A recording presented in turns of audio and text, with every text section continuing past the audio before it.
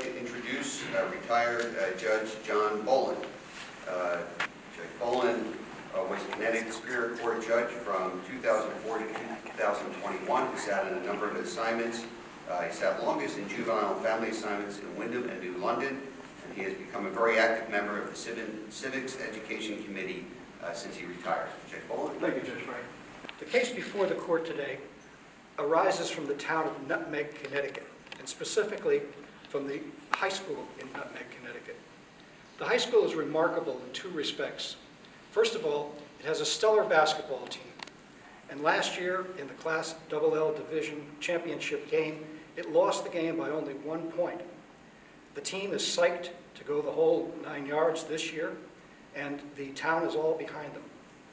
The second remarkable feature about Nutmeg High School is that a wealthy alumna endowed the school with a fund sufficient that each year one of the seniors in the school is awarded a full 4-year college scholarship, which is very remarkable for a public school.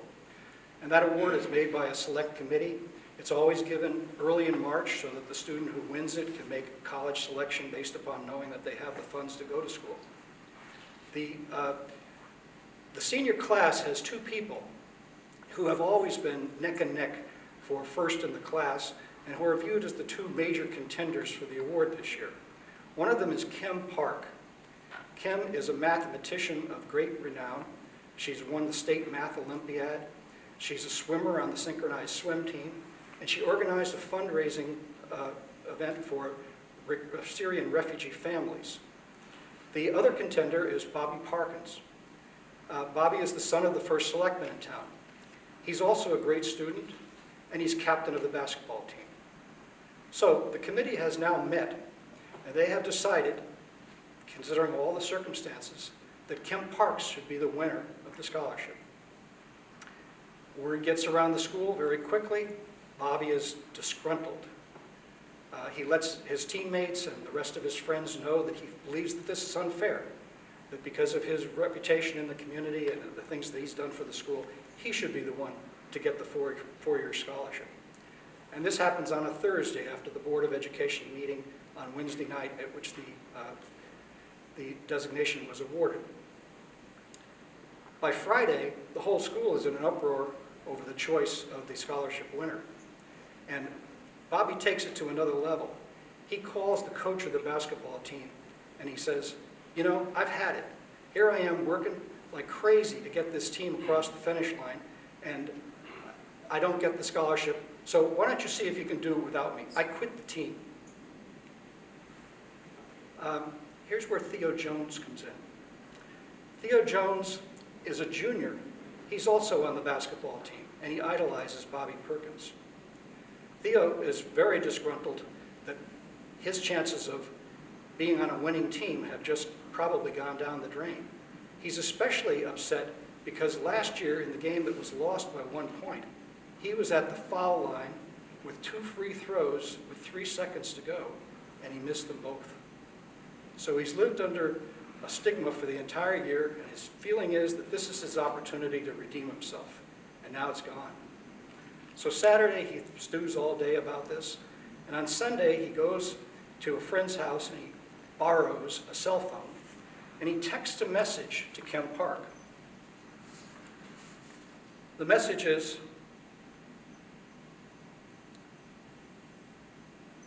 "You're a witless runt who did not deserve to even be at Nutmeg High, let alone to win the Nutmeg Prize. You'll regret stealing the prize from Bobby, and I wish you would die."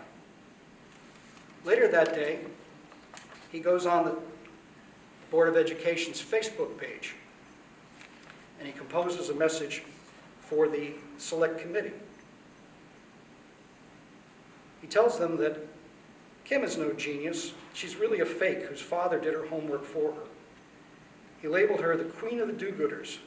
He claimed that she was going around boasting that she always knew that she was smarter than Bobby and that he had done well as a student only because he was a successful jock.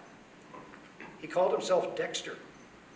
And in his final slam, he targeted the committee with these words: "You idiots made a stupid choice. You should all be fired, and if you aren't, then I will fire you." Finishing up with a string of obscenities and fire emojis. Kim did not react well to this. She went to school on Monday and she felt that the entire world had changed and was all viewing her negatively. Later in the week, becoming depressed, she attempted suicide. However, that was thwarted and she was given assistance and she was given counseling, but it resulted in her not becoming valedictorian of the class. Bobby Perkins became valedictorian of the class. The principal of the school felt that this was outrageous, and she instituted an investigation to find out who had posted the Facebook page and who had made the phone call, or the text message. And obviously Theo was identified fairly quickly as the source of both of these messages. With full due process, Theo was given an administrative hearing at the school, and the decision was that he was guilty of bullying and of cyber threats, both in violation of the school's policies and Connecticut statutes. He was expelled.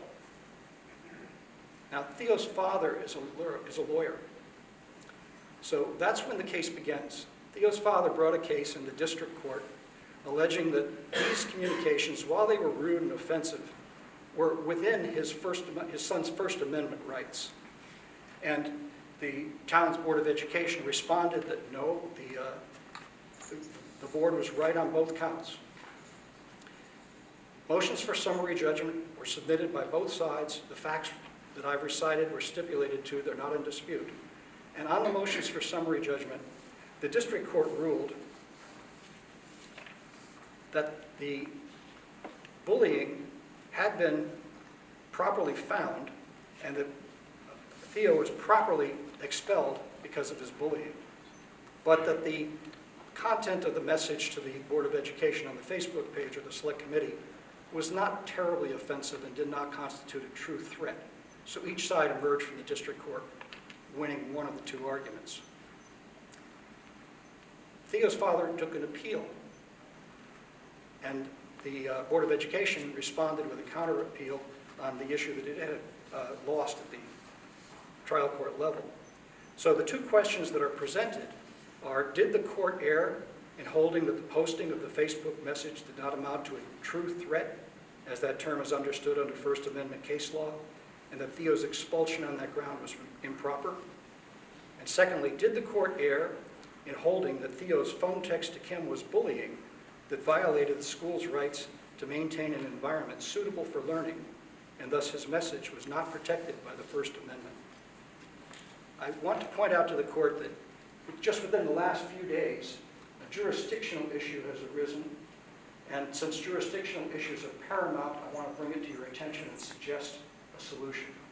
The jurisdictional issue is that when this was prepared, we indicated that the trial venue was the district court. We had no expectation that the Connecticut Appellate Court would in fact be serving as the Court of Appeals in this matter. And so one of our students who is very well versed on federalism pointed out that we should change the paperwork and send it out designating the Superior Court as the trial court. So since this is a jurisdictional issue that has to be dealt with, and we didn't get this out in time, I would suggest that in the spirit of a moot court competition and given the tradition of the popes at Avignon, this court might simply declare it to be the Second Circuit Court of Appeals for today's purposes.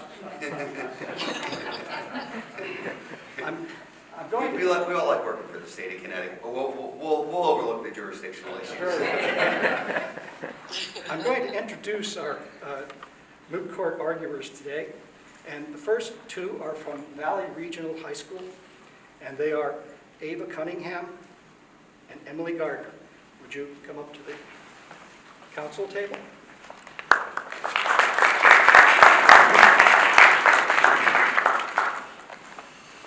And they are representing Theo Jones. Representing the Nutmeg Board of Education from Westfield Academy are Marcus Palumbo and Julia Schroeder. So we're going to treat this like we would any other argument in this courtroom. Since you are acting as attorneys, we're going to refer to you as attorneys. You'll each have 7 minutes to make your arguments. There is a running clock in the middle of the center podium that'll show you as the time is running down. There's also a light system. The green light will start blinking when you have 2 minutes left. The yellow light will come on when you have 1 minute left. When the red light is on, your time is up.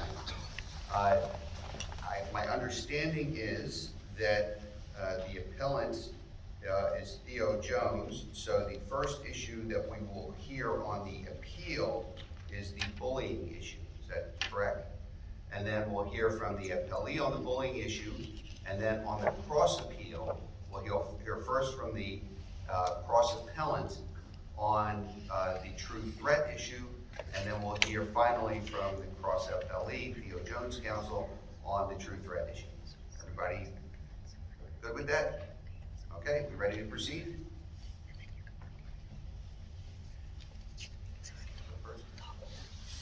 You may want to pull that microphone close to you a little bit. Just identify yourself for the record. And May it please the court, my name is Ava Cunningham, counsel for the appellate Theo Jones in the case of Jones versus the Nutmeg Board of Education. Today, I would like to start by outlining the behavior for the second count that Theo Jones's phone text to his classmate Kim, and whether or not the court should rule that the school's action expelling him was justified with the reasoning that the text amounted to bullying. As mentioned previously, Jones's actions, particularly the message that was sent to Kim from another student's phone, was simply a matter of a teenage boy overcome with emotions and acting impulsively before thinking through his actions. Jones was known to be fiercely protective about those he cared about, and in seeing Bobby, his basketball teammate, so deeply impacted by the decision of not being awarded the Nutmeg Prize, Jones was overcome with emotion and was further inflamed by hearing Kim boasting in school that she always knew she was smarter than Bobby and that he was only a student who was successful because he was a jock. well, why is Jones's state of mind relevant to whether this constituted bullying? I believe because he didn't have the intent to harm in making this comment, it was simply a matter of being overcome with emotions. He couldn't really think rationally when making these comments, and as a result, they were somewhat overdramatic and not meaningful in causing harm to Kim. The text message in question called Kim a witless run who didn't deserve to even be at Nutmeg, let alone win the Nutmeg Prize. He told her she would regret stealing the prize from Bobby and that he wished she would die. These were the exaggerated comments that I was speaking about when I said that his state of mind wasn't exactly rational and that he wasn't thinking clearly in the heat of his emotions. It was concluded that Jones violated the school's anti-bullying rules and that the courts previously upheld this. However, this decision should be appealed. His comments to Kim were an exercise of his First Amendment rights to free speech, and they didn't exhibit bullying. The Nutmeg Board of Education anti-bullying policy defines bullying as well as cyberbullying as any gesture or written, verbal, graphic, or physical act, including electronically transmitted acts, such as cyberbullying, through the use of internet, cell phone, personal digital assistant, computer, wireless handheld device, currently in use or later developed and used by students, that is reasonably perceived as being dehumanizing, intimidating, hostile, humiliating, threatening, or otherwise likely to evoke fear or physical harm or emotional distress, and may be motivated either by bias or prejudice based on Do you agree that the bullying policy is a fair restriction on a student's free speech rights? To some extent, however, in this situation, I don't believe that Theo Jones was making these comments to bully. It was a single act. He didn't have a previous criminal record or any disciplinary misconduct at the school. I think it was simply a matter of circumstances, and that for a few reasons, it didn't cause substantial disruption to the school environment. You're not claiming that the policy itself is unconstitutional. Yes. Simply that the school board's decision that it was bullying, his actions didn't fall under their policy correctly, and that it was, he was just simply exercising his First Amendment rights. The court should find in favor of the appellate for 3 reasons. His speech took place off campus, which makes the power of the school to take such action against off-campus speech a little more difficult, and as well as... So are you saying that in no circumstance can the school discipline a student for bullying another student off campus? They can in some situations, but his speech didn't cause a substantial disruption to the So your educational argument really environment. is this wasn't bullying. Yes. So it doesn't matter whether it was on campus or off campus, your argument was this isn't bullying. Yeah, I don't believe this was bullying. He wasn't making repeated remarks to Kim. He didn't have the intent to cause harm, and he didn't substantially disrupt the school environment, which we've seen in previous cases such as AS versus the Lincoln County School District, which actually had a different ruling in which they did uphold expelling a student for conduct that was in no way comparable under these factors to Theo Jones. So, for example, AS in this case, posted or directly targeted a student, spread it by means of social media, encouraged others to also spread and publish this online, and as a result it went viral. He had the intent to cause harm and to disrupt the school environment, and that led to disruption in the classroom with concerns of cyberbullying. We don't see this in the case of Theo Jones. He simply made a direct text to Kim in the heat of the moment. He didn't cause disruption to his classroom or classmates. Excuse me, Counselor, why is it important whether or not he caused disruption? Is it because that would lead us one way or another to believe there's a First Amendment violation, or is that somehow tied to whether or not it constituted bullying within the meaning of the school's policy? Why do we care whether or not it disrupted the school environment? It does have some relation to the school's policy. We've seen in previous cases that, or we've seen in the case of AS versus the Lincoln County School District, that a substantial disruption to school environment has to be more than just a mild distraction, curiosity, and that it doesn't matter how gracious the school board might have considered the comments in the text messages to be. Theo Jones's comments weren't on a social platform. It was not with the intent to harm Kim in any way. Her actions following his comments simply might have been a misjudge of his intent to harm. Well, it isn't really the definition of bullying focusing pretty strongly on the impact on Kim and what is objectively reasonable? It does focus somewhat. However, it was not made with any prejudice towards her in regards to, there was no of her Asian descent. It wasn't made in any means with prejudice against her. He wasn't intending to humiliate or threaten. He wasn't trying to evoke fear of physical harm. He in no way had the intent to cause emotional distress, and was simply standing up for one of his classmates or his teammates on his basketball team. All right, thank you, Counsel. We'll now hear from the FLE. So you just flip that little silver switch there.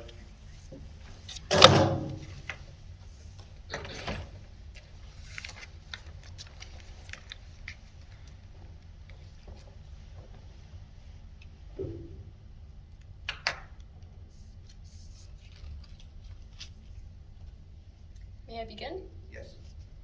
Good morning, and may it please the court. I'm Julia Schroers, representing the Board of Education on this case. I want to briefly remind everyone exactly of who Kim Park is. She is an upstanding member of her community. She's an exceptionally hardworking student, the daughter of immigrants excelling in a male-dominated extracurricular. As a result of the events that transpired, she was led to attempt suicide. She had to spend the rest of her senior year in intensive counseling. She could not finish, as we don't know in the record, but she presumably had trouble finishing high school and certainly did not graduate valedictorian. These events absolutely ruined her. But does it matter, do we judge this by a subjective standard or an objective standard? Meaning, is it the impact to Kim herself, or do we look at what a reasonable person would have done in response to the bullying? I think that what is called bullying? Thank you. I think that under both metrics, you should uphold this particular, the decision of the lower courts. Firstly, because there is legal precedent to value the impact on the victim, no matter what the victim felt, whether we judge that to be reasonable or not, that there is precedent for that. Doe blogs was a case where there was serious consideration taken into how the victim reacted to the events, but there is also precedent just for what ended up happening. We think it is reasonable that under the immense strain that Kim was placed, with consideration for the fact that she was a high-achieving high school student, that she was placed under public vitriol, that she was humiliated in front of her community, that this was a reasonable reaction. Being sent a message by your peers in high school that somebody wanted you dead is a reasonable reaction. And the impact that it had on her as a student was reasonable, and it was severe, and it caused disruption to her ability to participate in school. Excuse me, Counselor, are we talking strictly about the text message now? Yes, good question. So the text message is the consideration for the bullying, but we think the Board of Education thinks, considering the context that she was under, this message was not sent in a vacuum. It was sent with the context that she was that by word of mouth, her peers were shaming her, and by public social platform. That's context. How did the private text get beyond Ms. Parks? How did other people learn about the text? Other people learned about the text after she attempted suicide and after the investigation from the school board ended up happening. Okay. Thank you. So, Tinker v. Des Moines establishes precedent that schools may interfere with speech and regulate speech if it causes a substantial disruption to the student's ability to participate in school. Doe Bloggs v. Hopkinson from the U.S. Court of Appeals establishes precedent that courts generally defer to schools' administrators' decisions regarding student speech. The School Conduct Committee voted to expel Theo. The lower court upheld this decision on the basis that it was legal. The Board of Education urges the judges to consider the decision that was not only made from the lower court, but by the community that was affected by this very issue. Is there any limit on the school's reach if two students are on a ski trip in Colorado and they start, makes these types of comments to another, say, and it's not a school trip, it's just a private trip that they're out there, and one says to the other, I wish you would die.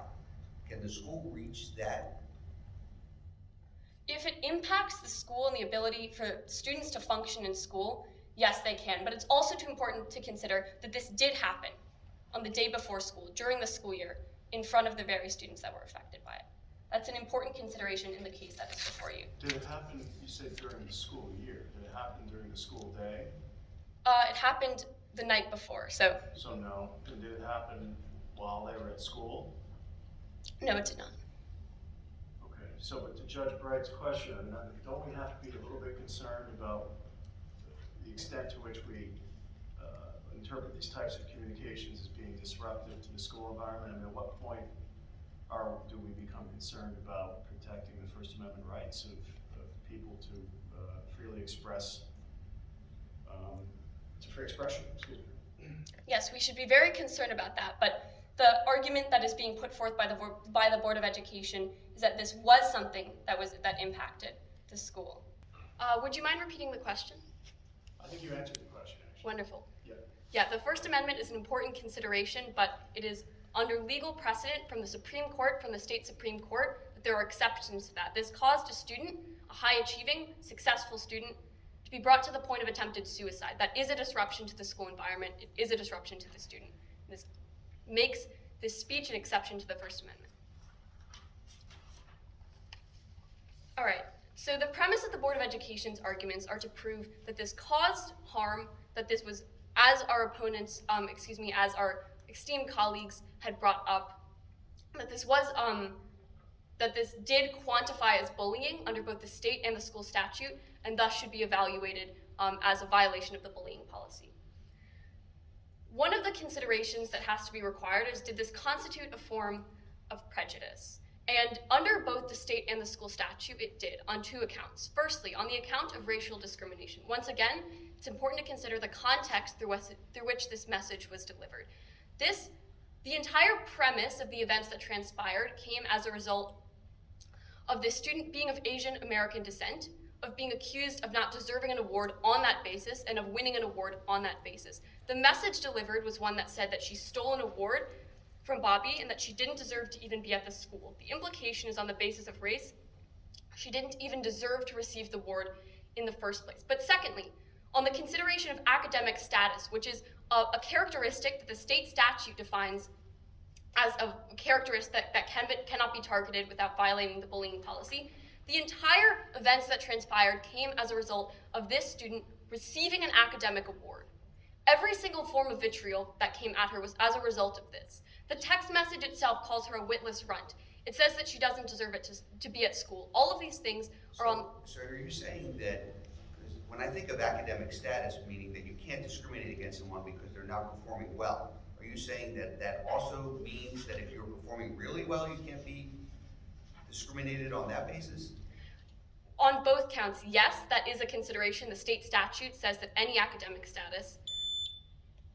Finish. Okay, but secondly, that he is also saying in his message that she is unintelligent, that she didn't deserve the award, that she's a witless runt. The implication is both that she shouldn't have won it in the very first place. We urge you to uphold. Okay, thank you. All right, so now we'll hear the cross appeal, and we'll hear first from the cross appellant, Attorney Palumbo. Ready to go? Okay. Okay. Yep.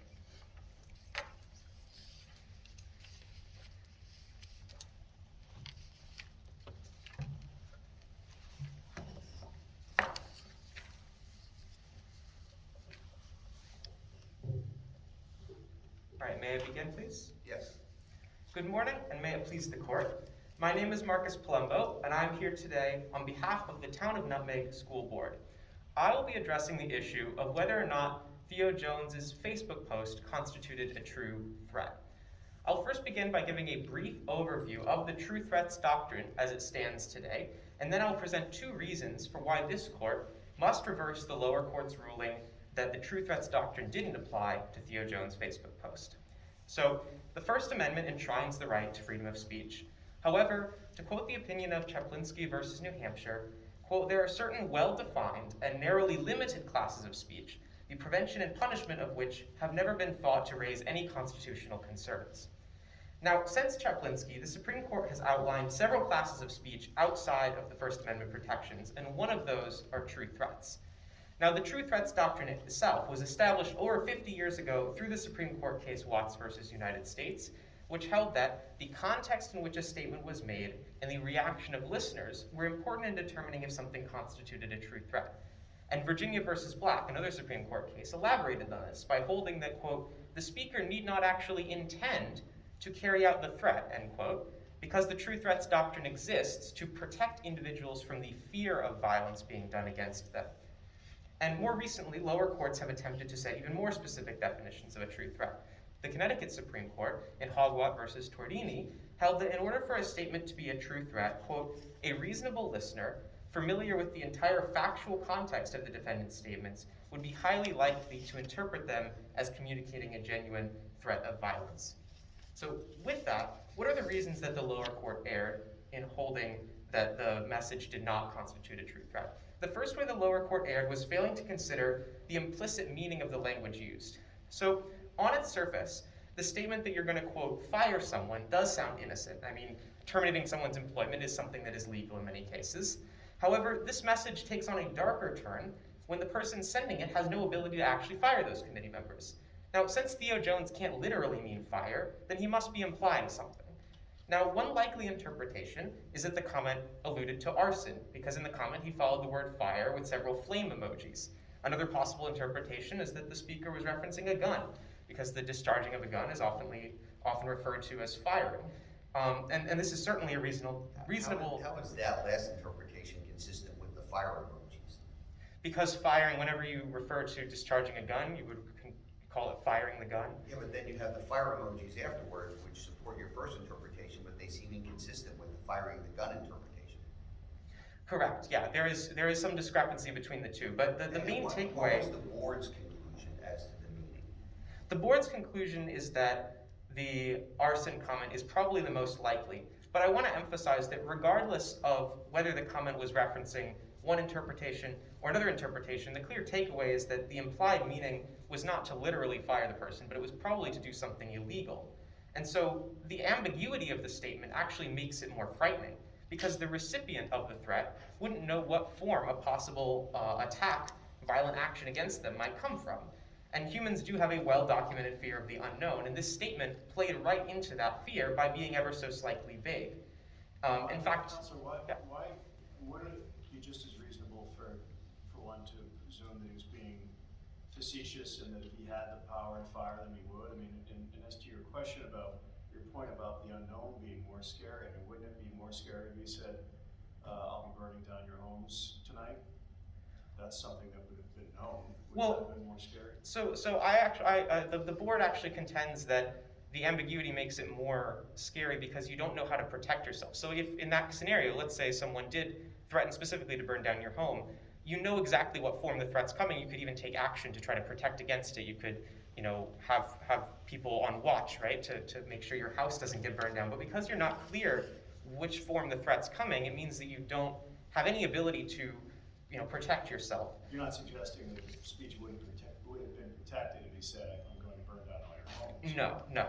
And actually, I want to add on to that, to point you towards the Connecticut Supreme Court, in the same case I mentioned earlier, held that a rigid adherence to the literal meaning of communication, without regard to its reasonable connotation, would actually basically render statutes that prescribe true threats powerless, because, in other words, even a veiled statement could function as a true threat. And if we only look at the literal meaning, we allow threateners to get away with making threats just vague enough to avoid being punished, but still specific enough to cause fear. And I think that's exactly what happened in this case. I think it created that same fear, not just in spite of its vagueness, but because of it. What evidence is there that he created fear among the members? Well, unfortunately, the stipulated facts do not have any testimony from any of the committee members. However, one thing we think might actually be indicative of the fact that that they were afraid was that they did choose to take action on figuring out who sent it, right? So they were concerned enough about this to want to uncover who was behind it. They just been concerned because they felt embarrassed, and they were going to ferret out whoever it was that was embarrassing them, punish them?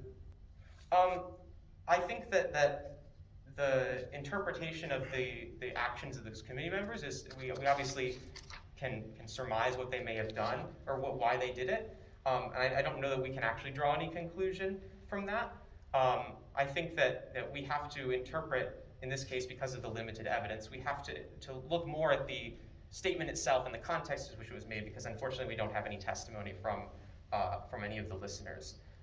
And just briefly, to get into the second reason, because I think it's somewhat connected, I think the second reason that the lower court ruling should be reversed is because the lower court failed to take into account the anonymous nature of the comments that were made. So when the committee members read that message, they didn't know anything about the person behind it. They didn't know their identity, their age, whether they had a history of violence. For all we knew, they could have been some disgruntled parent, right, who had access to a gun. We don't know that this was a kid. And so that means that the people who viewed this message didn't have any way of evaluating whether or not it was a credible threat. But they did when they made the disciplinary decision. They knew who they were disciplining at the time. And so when they made the decision, which is at issue here, isn't that what's important to determine whether this was by them considered to be a true threat that justified punishment? Your Honor, so can I finish? Yeah. The comment itself was posted on Sunday night, and the identity of the individual behind it was not uncovered until at least Wednesday. And so our argument is basically that in the interim, that time when no one knew who was behind it, that the anonymity gave greater fear, caused greater fear because the people who it was targeting were not able to know who was behind it and whether or not they were serious. Thank you. Thank you. Okay, we'll hear from the cross appellee. Attorney Gardner. You flip that metal toggle switch in the center of the podium. There you go.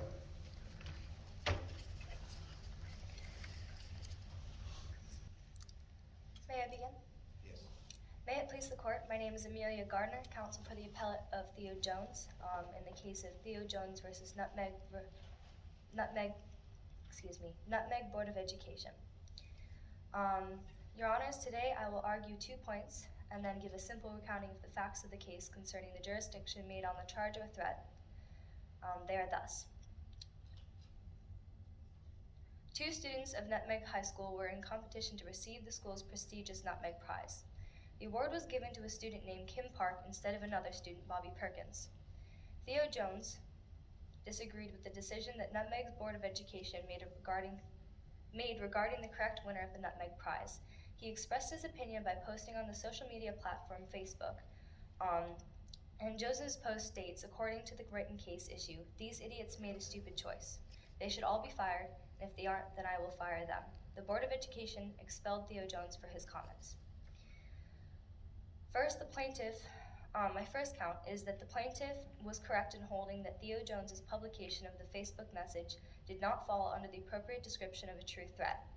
I submit that the 2019 Connecticut state case Hogwelt versus Tridenti is recognized to further define the term of a true threat. Counsel, if I could just interrupt you for a moment. I can understand the argument that if it stops and it says, "I will fire them," and it stopped there, doesn't the use of the emojis raise it up to a true threat? I feel as if the emojis kind of discount the intent that he brought, because they're a social thing provided to, communicate intent, but the capitalization of the word fire, I think, is enough. There were emojis involved, and maybe it does make it more threatening, but the fact remains that the threat was vague enough to not be able to communicate a true threat. What societal value is there in any of these comments?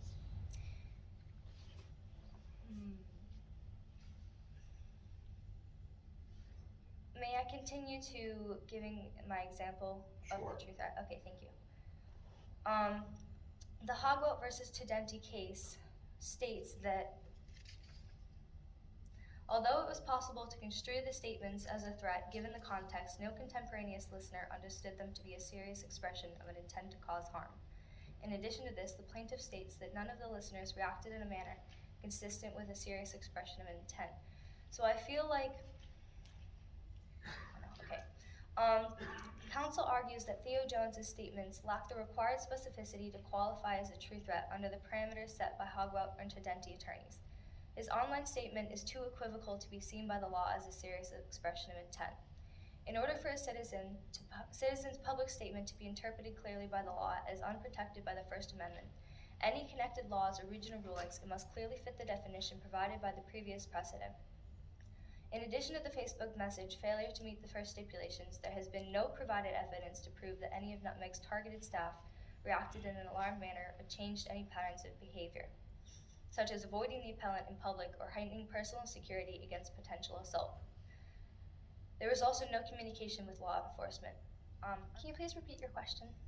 Sure, I was just asking you about, one of the things that underlies the reasoning of these true threats cases, that there's certain speech that just does not have any societal value, and that's partly the justification for why the First Amendment does not protect it. So I'm wondering what societal value, if any of these comments that were made have, and how that factors into what we should do. I think that the societal value lies in that Jones's comment on the public Facebook page was not a true threat because it did not specify any intent to harm the people that it was targeting. So the societal value lies that the... Do you think it's a reasonable criticism of the government's action, and that's the type of speech that we should be encouraging?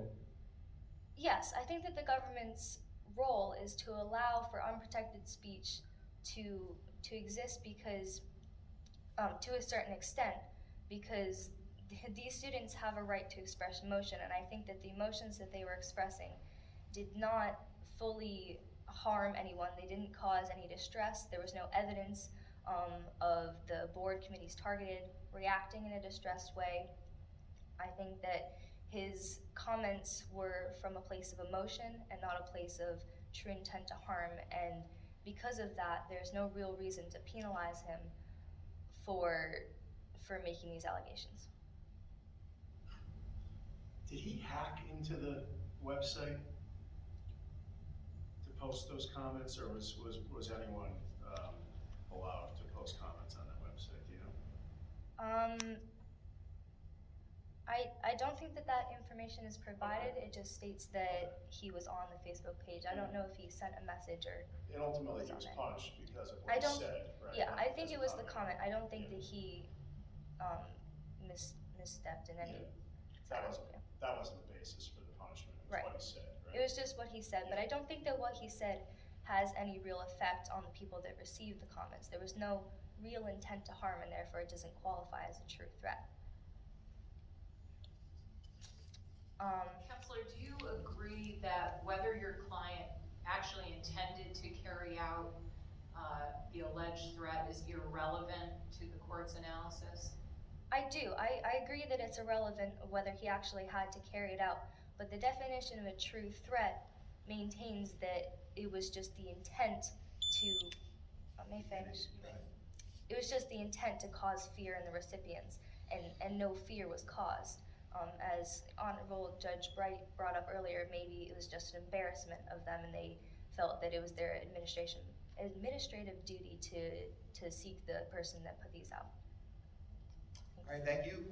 Thank you all. Very well done. I think you all deserve a round of applause.